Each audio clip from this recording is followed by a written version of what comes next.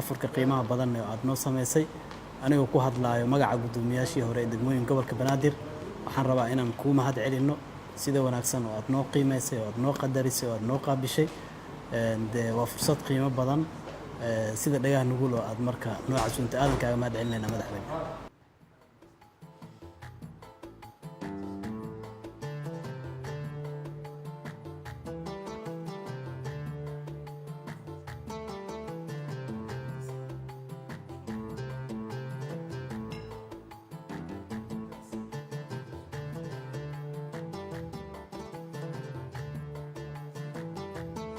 haddaysan idinla sheekaysan oo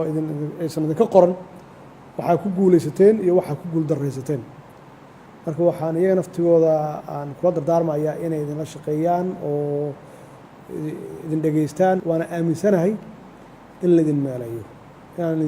idinku sii dayn magaalada in laydin habeeyo in laydin dejiyo in maxaan ku idhaahdaa bacdamaa aad horay u gasheen eedo badan qarankana aad u gasheen eedahaas